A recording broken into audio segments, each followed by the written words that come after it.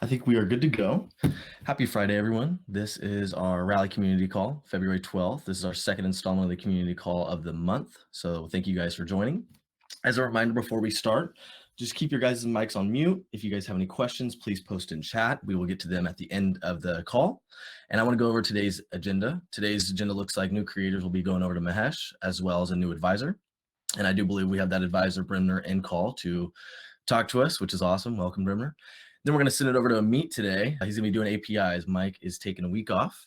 And then we're going to send it over to Amit again for community proposals, over to Ray for developer ecosystem. And then we have a fabulous special guest today, one that I am very excited about. Masha will be speaking with us. So let's go ahead and kick it off, and we'll go ahead and send it over to Hash to get started. Cool. Thanks, Grant. So the creator I wanted to highlight this week was Bumani X. I'm not sure if folks caught his launch a couple days ago, but Bumani is super interesting as we start to get more traction within the Clubhouse realm with audio creators. And so Bumani was actually the app icon up until a couple days ago. So if you were to click on the app icon, that's his face. So he is certainly one of the biggest folks on Clubhouse. I think he has over 1 million followers at this point. And so the way Bumani actually launched was he hosts this Cotton Club on Wednesdays, which is like a speakeasy within Clubhouse where you've got to put a logo. You change your profile picture to a black musician, a black jazz musician specifically, to get let up on stage, and then people just kind of hang out and have an audio sensory experience where they play really cool music, and there's a bartender and a DJ, and you can request a drink, and the bartender will change his icon to the drink that you ordered. So it's just kind of this cool little late night speakeasy. So he was kind of stealthily talking about the coin there. Folks were tipping the bartender, tipping the DJ in coin, and then simultaneously, Bumani actually had a tweet saying, "Hey, I'm doing, I've got my own coin now. Drop your Rally ID in the comments of my tweet, and I'll hook you up with some coin." And so that was kind of his initial stealthy rollout as it relates to Cotton Club. He's got other ideas planned for how he's going to use this coin on Clubhouse. And so this is super excited about this launch. Really excited about Bumani. Everybody looks to Bumani in Clubhouse. I mean, his follower count is clearly a large chunk of the active users on Clubhouse, and so really leveraging him as we field all this other inbound that we have with other audio creators. So that's Bumani. So moving on to Bremner, who's a new advisor with us, and he's really more than an advisor with us. He'll be working with us on a day-to-day basis with the core Rally team to build out all manners of the Rally community's go-to-market and how we scale up with creators, all the marketing activities that we do, just everything as it relates to growing the external presence of Rally. And so you guys probably caught the proposal and the discussion on the forums, but I'll turn it over to Bremner to give a background on himself and how he's going to be working with us. Awesome. Thanks, Mahesh. Nice to meet everybody on this community call. Quick background, I'm Bremner Morris. I've been working with the Rally team now for about a week and a half, advising on how to structure our go-to-market efforts across what we call creator partnerships. So a strategic sales team that's going to go out and help us recruit more and more creators within a variety of different categories. Creator success, working with the existing creators that are on Rally to drive up the adoption of their creator coins, and then marketing to help us grow the awareness and brand affinity within the creator segment through different activities that we might be investing in on the marketing front. So really excited to be working with Rally to help drive the adoption of the platform. Prior to working with Rally, I worked for a company called Patreon and was their head of go-to-market and revenue, and was there for about 3.5 years. I joined the business as the first go-to-market hire and essentially built out all of the teams that helped drive the adoption of Patreon's platform. And I also spun up all of our international operations so that we could go out and recruit international creators and drive up the success of our international creator membership businesses. So to take a step back, before I joined Patreon, the reason that I found Patreon was I was actually thinking about founding a decentralized platform for creator monetization that would put the power in the hands of creators and help them drive their own independent economies. And as I was doing that research, ended up coming across Patreon and thought that they were kind of along that path. So this has been a nice return to an idea I had a long time ago, and seeing the value in having a decentralized mechanism for creators to run their own independent economies, really seeing this as the future of creator monetization. So Currently, I advise a number of different businesses that are in the creator segment to help them figure out how to drive creator adoption. And I'm really excited to be working with the Rally team to figure out how we can get our name in front of more creators and ensure that when they are excited to launch a creator coin, that they have all the resources that they need to be successful. So that's a little bit about me. And I don't know if we take questions or anything like that, but happy to answer any questions either here or on Discord. I'm Bremner Morris on Discord. Awesome. Thank you, Bremner. I'm sure someone will have a question for you at the end, but thank you for that insight. Thank you, man. Excited to have you on the team. Really excited to be working with you. Thanks. Awesome. Well, we'll send it over to Amit with KPIs. Thanks, Grant. So yeah, pretty familiar format for the KPIs that we track at a high level here. I'll add some color to a few of these. I think I've moved a bit in the last week or so. You can see that mainnet total liquidity number going up almost 10%. What we kind of see is stable volumes in terms of the amount of ETH, USDC, and Rally and the liquidity pools. But obviously the value of ETH has gone up quite a bit in the last week. So it's kind of the primary driver of that change there. On the community treasury side, what you're starting to see is a little bit of the impact of the open market operations that the agent has taken as part of the fundraise. So delivery of a little bit of additional USDC into the community treasury through those means. What you'll probably see is a little bit less from the YDVs in the past week. Recent proposal that brought down the APYs of the yield delegating vaults has caused those deposits to come down by a corresponding amount. So I think previously we had almost 50 to 55 million in the yield delegating vaults generating for the community treasury. That's come down to about 32 to 33 million, kind of in line with expectations. If you go over to the right side there on the side chain data, we crossed 6 million in Rally backing the creator coins for the first time at a price of around 28 cents per Rally. That means the total liquidity across all of our creators is just shy of about 2 million USD at this point. So it's a nice steady growth there.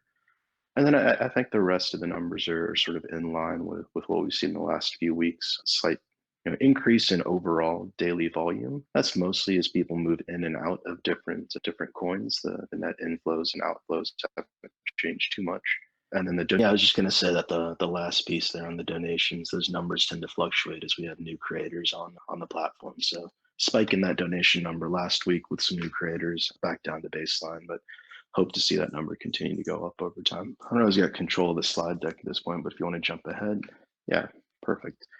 In addition to KPIs, what I'm talking about this week is one of the community proposals.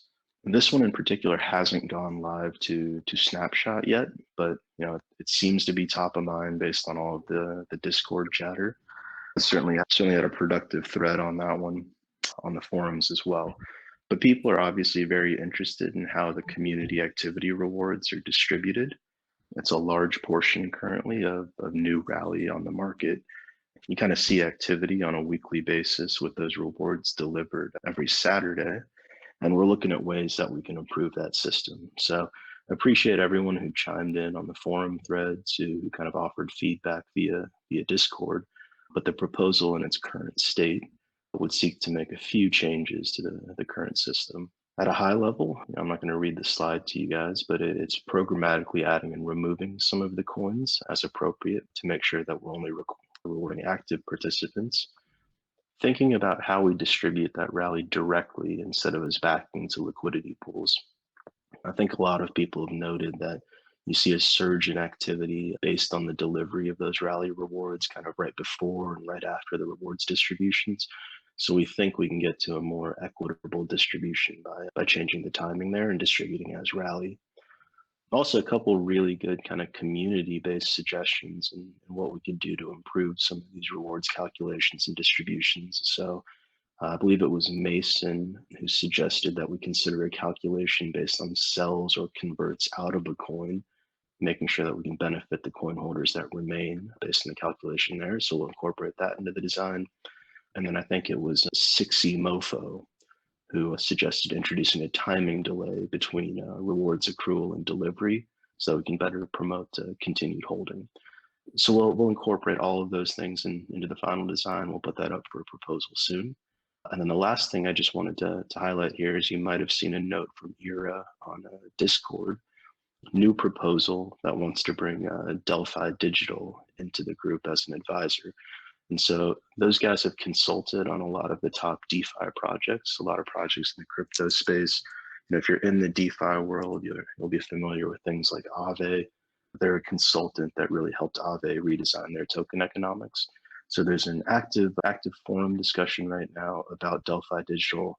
Our intention to bring them on as a consultant to help us with some of the long-term design here. Awesome. Thank you, Amit. Appreciate it. We'll go ahead and send it over to Ray for the developer ecosystem. Thanks, Grant. A smaller update this week.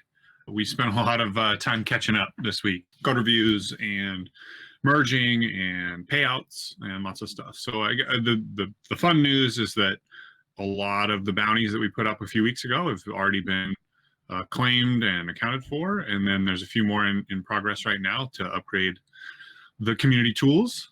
And then the next kind of big phase is going to be getting that into some of the hands of the creators to use and play with. So we talked a little bit about that last week. The focus for most of these bounties was on deep linking. So I think all the deep linking bounties got completed, and kind of integrating that new Rally platform feature into all the community tools so they can take advantage of it. Streamlabs, Discord, Twitch bots, all that kind of stuff. And then there was an awesome contribution made to some OBS tools for streamers for showing token donations and other things in their overlays. And it was really well done by Overachiever. So appreciate all the hard work there. And we got a bunch of payouts going and a little more work to do there to clean up this week.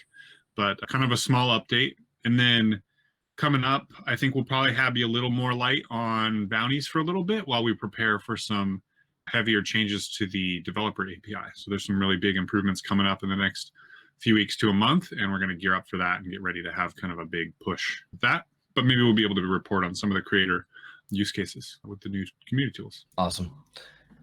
Thank you, Ray. Appreciate that. Well, now it's time for our special guest of the week. I'm going to send it over to Masha. I believe Masha should be in the call. But yeah. No worries. A little introduction for Masha. Masha is the head of communications at Rarible, number one ranked creator-centric NFT marketplace, as well as a co-founder of It Takes Two PR studio focused on DeFi with her twin sister, which is awesome. So cool. It's such a unique idea. and then of course, she has her own podcast, and then of course they have the PR studio. So Masha is someone I actually met through Rally. She's one of the few people I've met that has been, very involved in Rally with outside of the Rally ecosystem, and has kind of came in organically. So really cool to be working with Masha and holding that relationship there. So I wanted to bring her on and give her, a platform to talk. So Masha, take it away. Can you hear me well? Is the sound okay? Perfect. Yeah, thank you so much for having me here. A few words about myself, though I think Grant, you put it really well and comprehensive. I do run communications and PR for Rarible. I joined the team in May. And alongside that, I run the PR studio It Takes Two.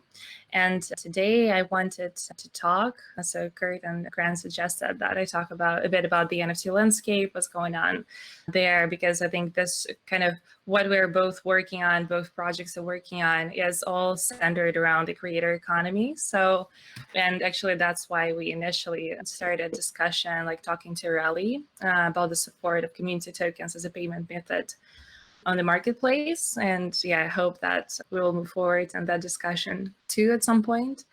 But probably I can start with general description of NFTs. So I think right now what we see happening, that a lot of people, a lot of celebrities, a lot of influencers are starting to stop and try and test the waters with NFTs. So I think just during the past 2 weeks, we had Mark Cuban, Soulja Boy, Lindsay Lohan, so like a lot of popular creators with large fan bases minting their own NFTs on Rarible and tweeting a lot about that, and kind of put together with all the efforts from Elon Musk on the Bitcoin side, so to say. It kind of really brings the blockchain scene up to the wider world.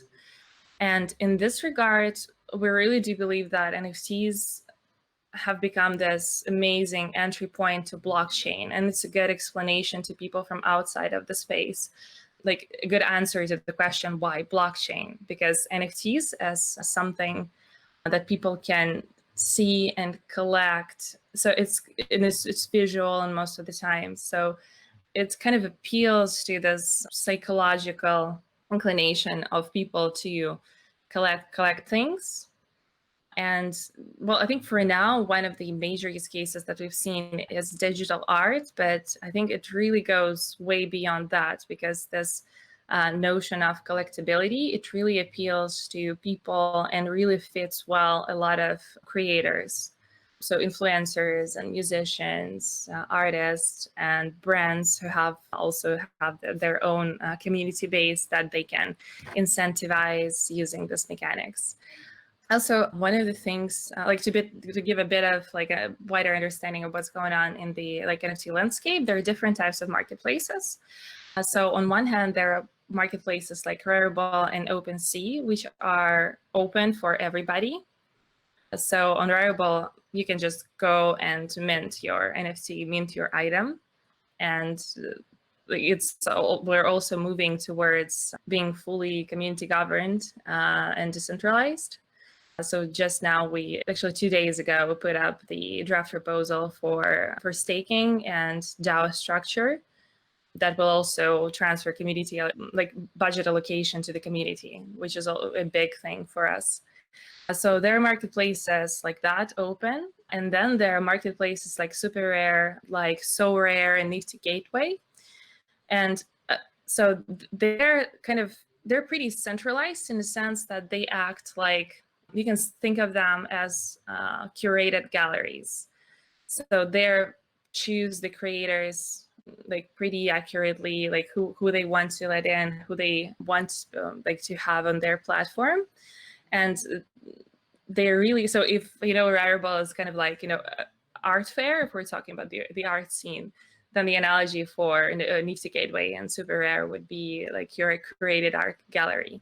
And these are two different tracks, which I think would be probably not competing, but they will go on to develop in two different directions, which is very interesting to see. But I think a lot of celebrities and a lot of influencers, creators, they choose Rarible at the moment. If we're not talking about artists, like well-known artists per se, but the influencers and creators, they value the ability to just connect the wallet, get verified, and mint something right away, rather than go through the curation process, which in most cases appeals to well-known artists. So that's a bit about like how it looks generally.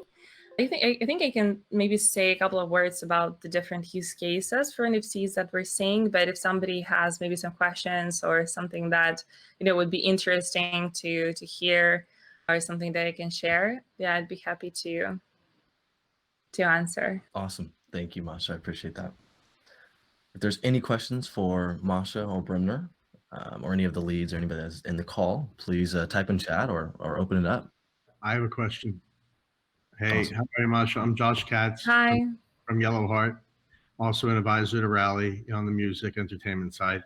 I'm just kind of wondering, like, what's the most innovative things you guys are seeing right now? Like, who's coming in and like really trying to push the envelope with this tech right now? So I think there are different, like a variety of use cases. If we're talking about the creators, like, the musicians, the influencers, probably right now they're just testing the waters in most cases. So there is not so much innovation going on, like in the things that they do put on the marketplace. So it's basically like items and, images, some kind of art pieces. But Rarible offers a lot of pretty cool mechanics. So there are opportunities to mint single items and multiple items. So there is something that can be sold just one single item, and it can also have some kind of unlockable content in there.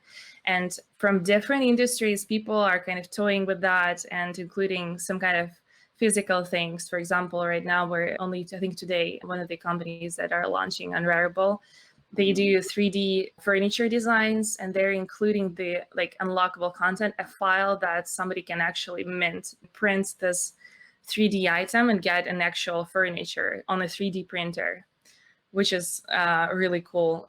And I think in terms of, we've been brainstorming and talking to people a lot about that. So I think for creators, something can be auctioned. Some people are using that for some charity purposes. Some of the things can be like kind of exclusive auctioning, like meet and greet kind of thing. Then if we're talking about multiple items, then it's not only for people who have the capital, to bid high, to put big sums on stake, but it also allows to issue, 100 or 1,000 or 5,000 NFTs to sell as basically like a kind of tokens or some collectible items, which we've seen, for example, with NBA Top Shot. It's an amazing use case. They sell their items separately and they have their own marketplace, but they just did collectible cards, video cards, and Rarible actually also supports music and video NFTs. But they did collectible cards, but videos, footage of the best moments from the NBA league. Yeah. Yeah, and they already sold about $30 million worth of those, because it really appeals to they also wrap it like if you go to the website, it looks like a package of this collectible cards. And I think it's an amazing instrument to engage the audience and give them like the feeling, because people who buy, NFTs for creators, even if it's not some kind of unique mechanics, they just want to feel closer to something that the creator has made. And probably another thing that's also some of the projects are starting to do is it's kind of, being a source for identity. So it's not NFTs that you sell, but NFTs that you grant to people who, for example, attended the event or did something or, contributed to the code or something like that. So it kind of becomes this, like badge of honor. And, owner of the NFTs can, further on be, eligible to do something or, to receive some like airdrop or things like that. So there's a bunch of things. It's pretty awesome. Yeah, I'm always just wondering, I'd love to talk to you offline at some point about the stuff we're doing at Yellowheart, because, you see right now this gold rush going on in the space, and like, I almost feel like it's kind of a race to the bottom, and we don't want it to be, and we need it to push the innovation, of course, which is awesome that so many people are jumping in and using these programmable contracts to push the innovation. But I'll just be curious to see listen, the NBA Top Shots, they're awesome. Yeah. But it'll be interesting to see down the road what actually sticks and becomes collectible and what becomes garbage. It'll be really fascinating. So thank you for what you're doing. I really enjoy the platform. Yeah, thank you so much. Yeah, happy to jump on a call. I think right now there is a lot of space for innovation, for brainstorming, for trying out different mechanics and see, because we're super early in the space. And yeah, we love to support, brands and creators who just come to us and doing something cool to kind of create and test the waters for different things. All right, we'll talk. I'll be quiet now. Thank you, Josh. Awesome. Great question, though. Masha, you have a question in the chat. I'll go ahead and read it for you. It says, thanks for joining the call. Can you share if you found Boardroom to be a helpful governance tool? Also, if the Rarible team or community had any help in framing the recent decentralized governance proposal that you mentioned earlier, thanks. So about the governance tool, I think we're still figuring that out, the best instruments, because right now we're also in super early stage on that. So, but yeah, we have also a channel in Discord and the governance forum gov.rarible.com, and we'll be publishing more updates over there regarding that. For now, we just used a snapshot for votings and the governance forum, but we're also figuring out the best instrument for governing the DAO itself.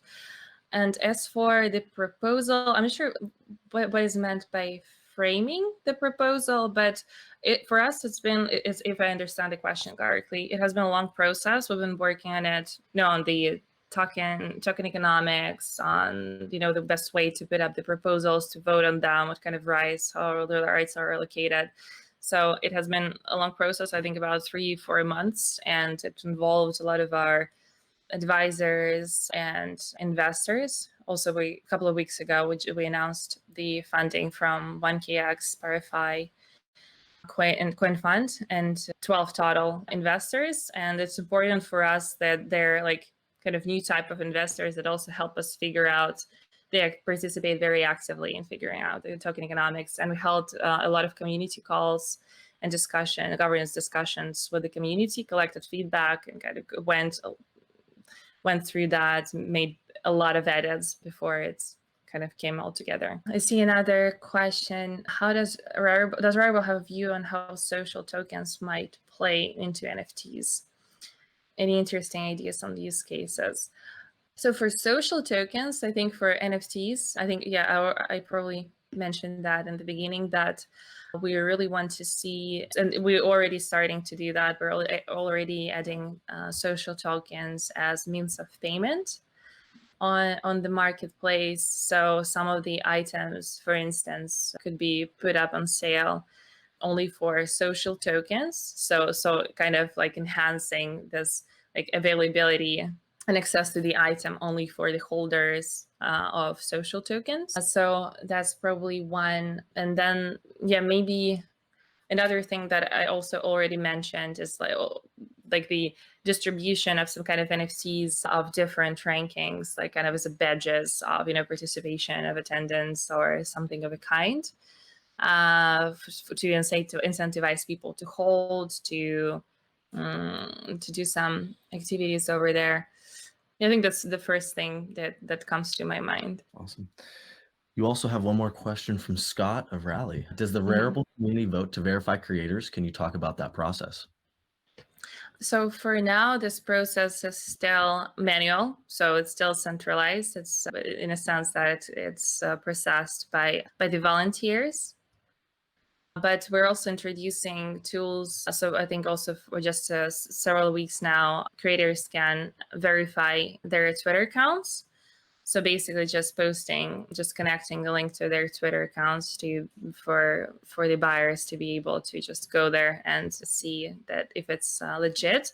But now it's processed manually by the community members and volunteers to re-ask some kind of photos from the backstage process to see if the creator is legit, that he's using or she is using the items that he created originally. But we're working a lot to enhancing this process and further decentralizing this process, because it's one of the problems of being an open marketplace. Well, not the problems, but the questions that the authentication, so kind of being able to balance on the one hand being open for everybody, and then the other hand not letting some scam and illegitimate creators to step in. Awesome. If there's any more questions, please post in chat. We still have Brimner in the call. If anyone has a question about Brimner, I have a question for Brimner or Masha, please type in chat. Give it a couple more minutes. I just want to wrap up the call as we head out. We will have a couple more creative proposals going up on our snapshot page, so please don't forget to check out our snapshot. Brimner's snapshot is up right now currently, and we'll have a couple more today. So as we go into the weekend, please check the snapshot. It looks like there's no more questions, so we're going to go ahead and wrap this call up. Thank you guys for attending this meeting, and have a happy Valentine's Day weekend. Perfect image to close out the week, close out the call. And we'll be here same time, same place next Friday. Thank you guys. Take care. Thank you guys.